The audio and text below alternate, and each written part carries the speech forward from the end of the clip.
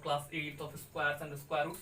In previous lecture, I have discussed about squares, square roots, and methods of finding a perfect squares and some of its properties. Now I will discuss some rest properties of squares and square roots. Properties number 6. ये बहुत ही important property है. Suppose कोई भी लगातार consecutive numbers दिया गया हो तो उसका सम निकालना हो. The sum of first and odd numbers.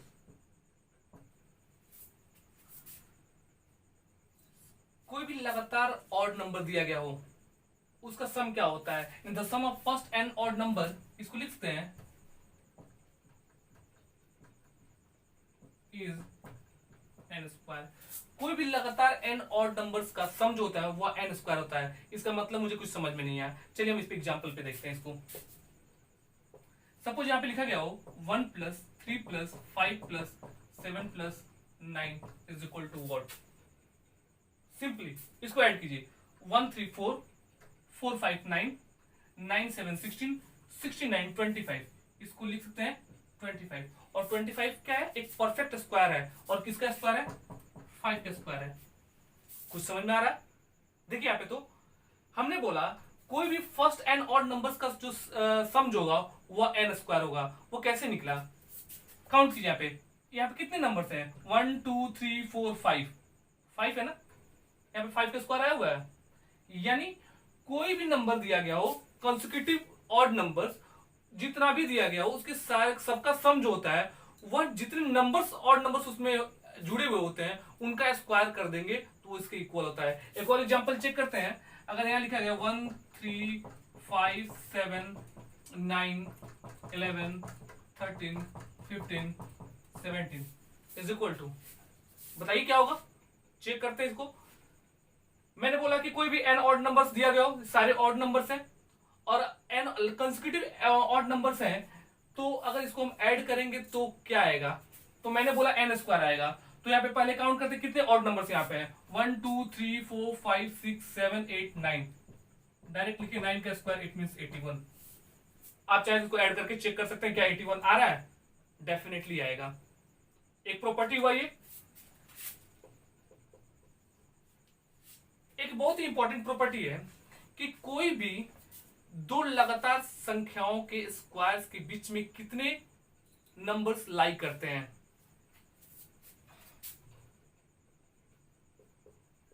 Numbers lie between the squares of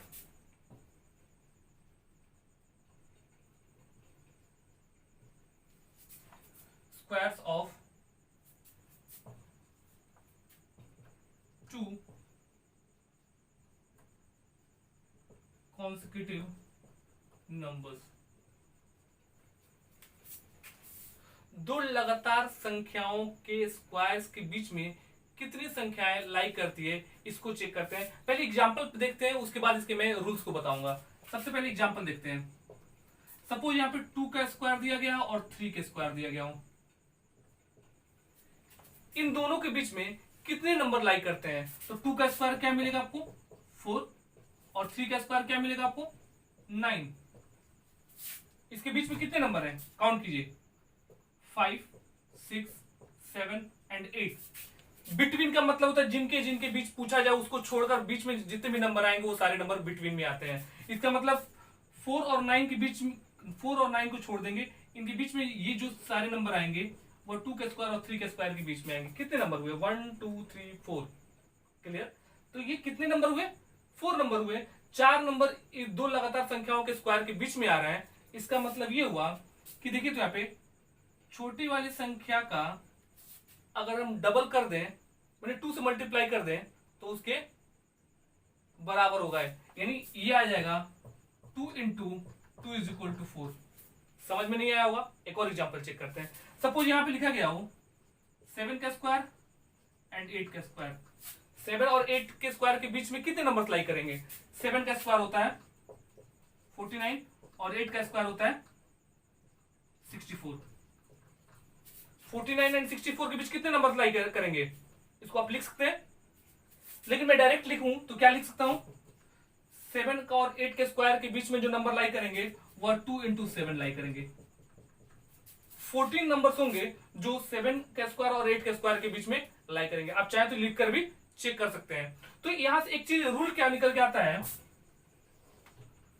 कि कोई भी दो कंसेक्यूटिव नंबर्स के स्क्वायर के बीच में जो नंबर होता है वो कितने नंबर्स होते हैं, वह 2n होता है।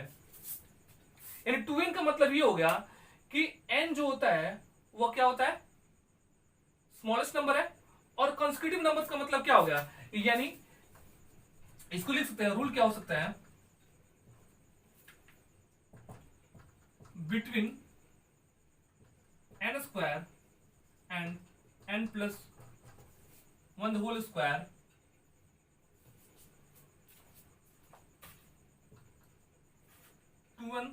To an number lie. समझ में कुछ नहीं है। n स्क्वायर और n प्लस 1 का स्क्वायर मतलब n कोई संख्या है उसमें उसका स्क्वायर करते हैं और उसी संख्या में अगर 1 को ऐड करके उसका स्क्वायर करते हैं, यानी किसी भी नंबर में 1 ऐड किया जाता है तो उसका कॉन्सेक्यूटिव नेक्स्ट नंबर आपको देता है। तो n में अगर हमने n प्लस 1 को ऐड कर दिया तो n स्क्वायर और n प्लस 1 का स्क्वायर के बीच में 2n नंबर लाई करेंगे। यहाँ पे क्लियर हुआ। 2 में अगर 1 करेंगे ऐड करेंगे तो 3 आएगा। 2 के स्क्वायर और 3 के स्क्वायर के बीच में कितने नंबर लाई करते हैं, 4 नंबर। यानी अगर हमने 2 में 2 से मल्टीप्लाई कर दिया तो 4 आया। यहाँ पे हमने देखा 7 का स्क्वायर और 8 के स्क्वायर के बीच में 7 का स्क्वायर 49 और 8 का स्क्वायर 64। क्लियर। तो 7 का स्क्वायर 49 आ रहा है और 8 का स्क्वायर 64 आ रहा है। हमने लिख दिया 2 इंटू 7। इसका मतलब क्या हुआ, 7 और 8 दोनों कॉन्सेक्यूटिव नंबर्स है। और जब दोनों कॉन्सेक्यूटिव नंबर्स हैं इसका मतलब ये हुआ कि अगर हम स्मॉलेस्ट नंबर में 2 से मल्टीप्लाई कर देंगे, यानी स्मॉलेस्ट नंबर ही हमारा n है ना, क्योंकि n में 1 ऐड करते हैं तो नेक्स्ट नंबर मिल रहा है। तो n का 2 इंटू अगर n करते हैं तो हमें टोटल नंबर उसके बीच में कितने लाई करते हैं वो मिलता है। क्लियर। चलिए नेक्स्ट टॉपिक पे देखते हैं। नेक्स्ट टॉपिक आपका है पाइथागोरियन ट्रिपलेट।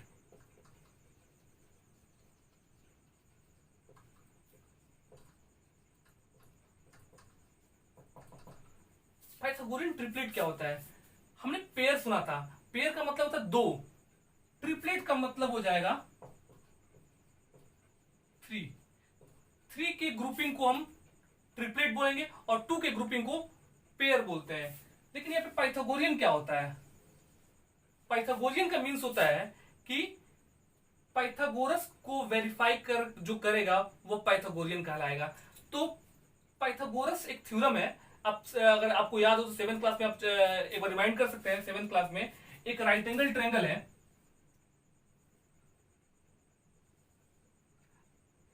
अगर यहाँ 90 डिग्री है, इसके जस्ट अपोजिट वाला होता है हाइपोटेनस। क्लियर। अब इस दोनों में तो कोई परपेंडिकुलर और बेस हो सकता है। तो हमने मान लिया ये परपेंडिकुलर हो गया और आपका ये बेस हो गया। इसको हमने H से डिनोट किया, इसको P से डिनोट किया, इसको B से डिनोट किया।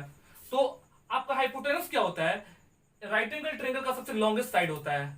तो इसमें हमने पाइथागोरस में हमने पढ़ा था कि हाइपोटेनस का स्क्वायर जो होता है वो perpendicular square plus base square के इक्वल होता है। इसका मतलब ये हुआ कि जो सबसे लॉन्गेस्ट साइड है उसका स्क्वायर जो होता है वह दो स्मॉलेस्ट साइड के स्क्वायर के सम के इक्वल होता है। यानी हम लिख सकते हैं इसको एच स्क्वायर जो है वो P square plus B square के इक्वल होता है। और यही आपका पाइथागोरस थ्योरम होता है। हाइपोटेनस का square is equal to perpendicular square plus base square. तो यहां से हमें दो कॉन्सेप्ट क्लियर हो रहा है। हमने तो ट्रायंगल को लेकर बनाया कि लॉन्गेस्ट साइड का जो सम होता है दो स्मॉलेस्ट साइड के स्क्वायर के सम के इक्वल होता है। तो हम नंबर पे भी इसको अप्लाई करते हैं कि कोई भी कोई 3 नंबर दिया गया हो, इसका मतलब पाइथागोरियन ट्रिपलेट का मतलब होगा there must be 3 members, there must B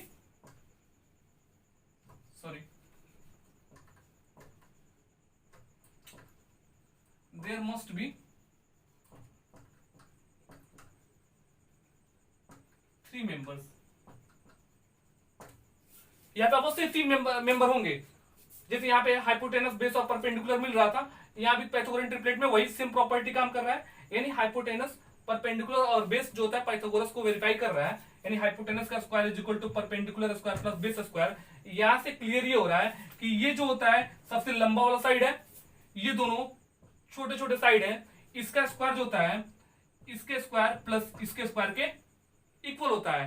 यानी ये सबसे बड़ा, ये छोटा और ये छोटा, यानी बड़ा वाला साइड जो है उसका स्क्वायर जो होता है दो छोटे वाले साइड के स्क्वायर के सम के इक्वल होता है। तो ये नंबर सिर्फ, ये नंबर को हम ये प्रोसेस को हम नंबर पे भी अगर अप्लाई करें तो सेम प्रॉपर्टी काम करेगा। इसका मतलब बड़ा वाला जो नंबर होगा उसका स्क्वायर करेंगे तो दो छोटे वाले नंबर के स्क्वायर के सम के इक्वल होगा। चेक करते हैं ऐसा कौन सा नंबर है। अगर यहां पे लिया जाए 3 4 5, क्या पाइथागोरियन ट्रिपलेट को वेरीफाई कर रहा है? चेक करते हैं। मैंने बोला था कि जो सबसे बड़ा होगा उसका स्क्वायर जो होगा दो छोटे वाले स्क्वायर के सम के इक्वल होगा। चेक करते हैं क्या ये स्टेटमेंट हमारा सही है। 3 का स्क्वायर प्लस 4 का square must be equal to 5 the whole square. क्या हो सकता है यहाँ पे? 3 का स्क्वायर आपको 9 मिलेगा, 4 का स्क्वायर 16 मिलेगा और 5 का स्क्वायर 25 मिलेगा। यहां पर हमने देखा ये भी 9 प्लस 16 25 हुआ और ये भी 25 हुआ, दोनों आपस में इक्वल आ गए। इसका मतलब हमारा स्टेटमेंट सही है। तो यहां पे कौन सा रूल काम करता है? यहां पे एक रूल आपको मिलेगा, वो रूल है, रूल का मतलब क्या होता है? एक ट्रिक होता है, एक आइडिया होता है जिसके माध्यम से आप किसी भी क्वेश्चन को इजिली डील कर सकें। यहां पे 3 मेंबर है, एक मेंबर होता है 2m, दूसरा होता है m स्क्वायर माइनस 1 और तीसरा होता है m square plus 1। Very clear? तो 2m m स्क्वायर माइनस 1 और m स्क्वायर प्लस 1 में 3 मेंबर है। तो क्वेश्चन आपको कैसे पूछे जा सकते हैं? अगर कोई क्वेश्चन हो कि किसी भी कोई एक नंबर दे दे और पूछे इसका पाइथागोरियन ट्रिपलेट बताइए क्या हो सकता है। सपोज एक क्वेश्चन है यहां पे, if 14 is one of the member of Pythagorean triplet, then find rest two members।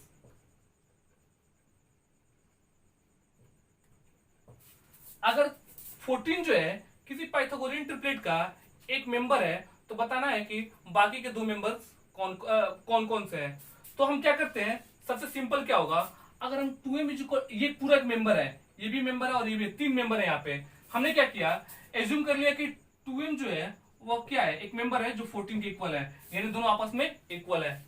तो यहाँ पे m इज इक्वल टू क्या लिख सकते हैं, 14/2, 7 टाइम्स में कैंसिल हो जाएगा। अगर 7 टाइम्स में कैंसिल हो रहा है तो m इज इक्वल टू आ जाएगा 7। Very clear?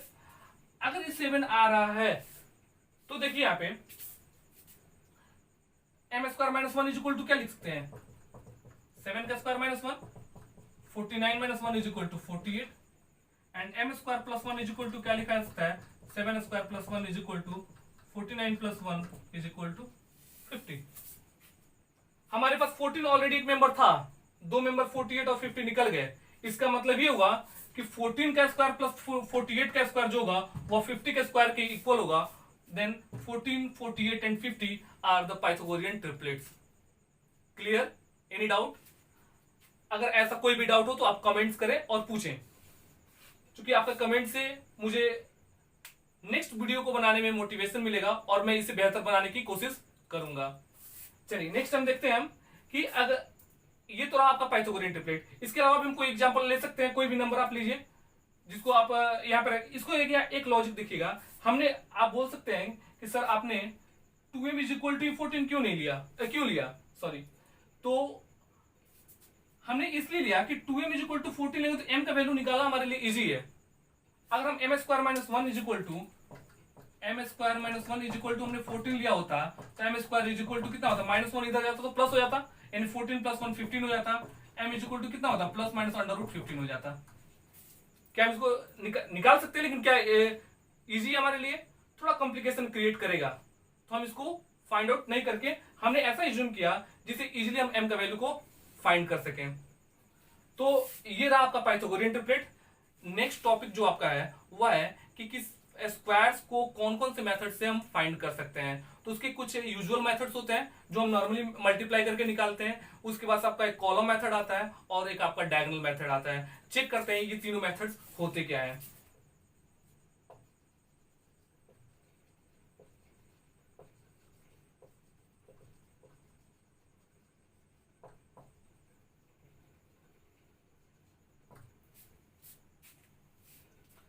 Methods of finding squares, इसके तीन मेथड है। पहला मेथड है यूजुअल मेथड, दूसरा है कॉलम मेथड,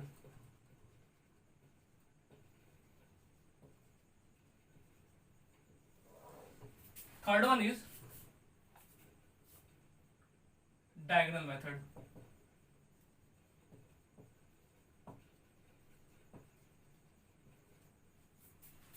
चेक करते हैं तीनों मेथड कौन कौन से नंबर, कोई एक नंबर लेते हैं उसी का हम तीनों पे चेक करेंगे, इसलिए कि तीनों पे हम वेरीफाई कर सकते हैं कि उसी नंबर का तीनों से मेथड से हम स्क्वायर निकालेंगे तो वैल्यू हमेशा सेम आएगा।